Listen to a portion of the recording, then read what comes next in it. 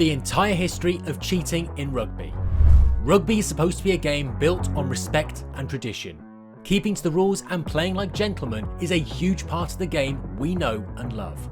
But there have been quite a few times where cheating has unfortunately infiltrated rugby. Let's take a look at the entire history of cheating in rugby. Early examples of cheating. The history of rugby union dates back hundreds of years, but the game really became popular in the 1800s. But the first few decades of rugby union were very different for quite a few reasons. Problems started to arise because there were varying rules for the game across different counties and schools. It wasn't exactly cheating, but sometimes there were disagreements on the rules each team played with. This stopped happening when the Rugby Football Union was formed, and one single code of rugby was created. But just because there were rules to the sport, that didn't mean that cheating went away. In fact, the 1884 international game between England and Scotland featured a perfect example of what the English considered cheating. England ran in a try that led to them tying the game, but Scotland argued that the try should not have been allowed because of a foul, and the referee agreed with them. Over the next 100 years, rugby continued to change as historic teams and competitions began to be created. Cheating was actually a lot more common than you might think at this time, but it wasn't really used to gain an advantage. Rugby at the time was more about hurting your opponent, regardless of whether it was in the rules or not. Punching, kicking, elbows, and whatever else players could get away with when the referee wasn't looking. If you could hurt an opponent so bad that they got taken out of the game, then why wouldn't you do it? This sort of cheating was helped by the fact that rugby's rules played into the physicality of the game. Modern examples of cheating. That physicality has certainly not gone away, but the rules on dangerous play have certainly become a lot stricter since rugby became a professional sport in the mid-1990s. However, just because the rules became tighter, it didn't mean that players never got away with late cheap shots on their opponent. For most of the 1980s and 1990s, scrums and rucks were a free-for-all, with plenty of cheap shots happening. 2005 saw one of the most obvious and deliberate examples of this in rugby history. In the first test match of the British and Irish Lions tour of New Zealand, the All Blacks clearly didn't want the Lions captain Brian O'Driscoll to have a great performance on that day. And so the All Blacks captain Tana Umaga and hooker Kevin Mealamu delivered a cheap shot to O'Driscoll.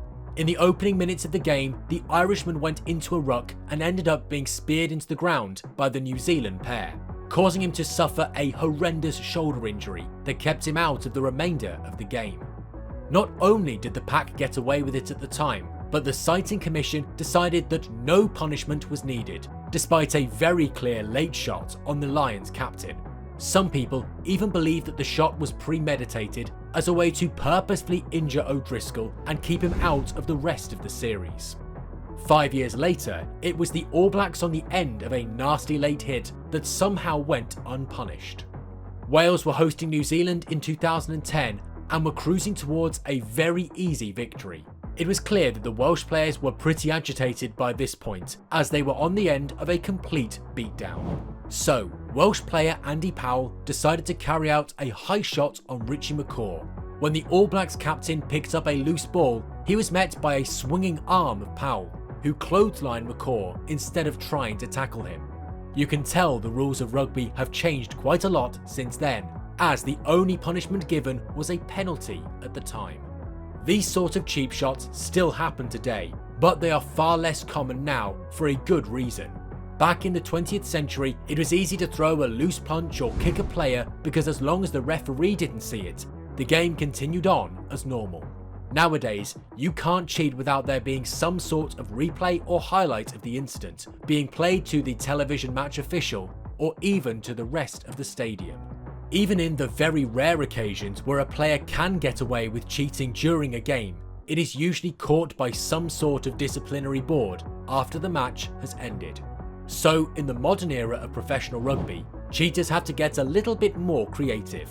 What I've noticed is that cheating has changed a lot in the last 20 years, meaning plenty of new ways of cheating have been invented that weren't around previously. Modern era of cheating. The 21st century has seen plenty of examples of famous cheating moments in rugby. As the rules change, players continue to find new ways to get around them, whether that be legally or not. In 2002, one of the most iconic cheating moments in the sport's history occurred. While football has the hand of God by Diego Maradona, rugby has the hand of back, a very clear incident of cheating orchestrated by Leicester Tigers flanker Neil Back. It was the 2002 Heineken Cup final, where Leicester were looking to become the first team in competition history to win in back-to-back seasons, having beaten Stade Francais in the previous final. Leicester were facing a loaded Munster side, featuring Irish legends Ronan O'Gara, Paul O'Connell and Peter Stringer. The game was very close in the final minutes, with Munster having a scrum just in front of Leicester's try line. As Stringer went to pull the ball into the scrum, Back slapped the ball back onto his own side, and it allowed Leicester to clear the ball away. At the time, the referee was on the other side of the scrum and could not see Back slap the ball towards his own side. It caused the turnover, which led to Leicester winning the game and the Heineken Cup. The incident might have been caught on camera and shown to everyone watching the game, but it wasn't spotted by any of the officials, and so the hand of Back was born. Since the introduction of the television match official, it has been evident that teams and players have been forced to resort to other methods of cheating to try and get ahead. Bloodgate and the salary cap. As well as being one of the biggest rugby competitions in the world, the English Premiership also has a couple of very obvious examples of cheating.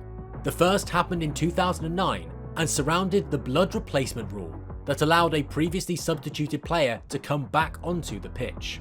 Harlequins tried to find a way around that by having winger Tom Williams come off the field with what originally looked like a blood injury. Williams coming off the pitch allowed goal kicker Nick Evans to return to the field for the final few minutes of the game against Leinster. In the aftermath of the game, an investigation by the Football Union led to it being revealed that the blood was completely fake. Williams had used a blood capsule given to him to simulate an injury in order to allow Evans to return to the pitch. This resulted in a 3-year ban for Director of Rugby Dean Richards and a 4-month ban for Tom Williams himself. Rugby's reputation as a whole was brought into question after that incident, but there was another London-based rugby club that broke the rules a decade later. Saracens were the most dominant team in Europe for years, but they were found to be breaking salary cap rules that allowed them to keep their superstar team together. It led to Saracens being relegated to the Championship. This is one of the main types of cheating that still occurs in rugby today. While the addition of in-game replays has certainly cracked down on cheating, the chaos of a ruck does somewhat still allow players to blur the lines at times. But it could be argued that this sort of cheating is in part what makes the great players so special. They are able to get away with it. In the future, expect to see plenty more cheating from off the field rather than on the field. Now that was the entire over 150-year history of cheating in rugby. Is there anything you think we missed? If so, put it down in the comments below. While you're down there, hit the like button and subscribe. Thank you for watching, and we'll see you next time.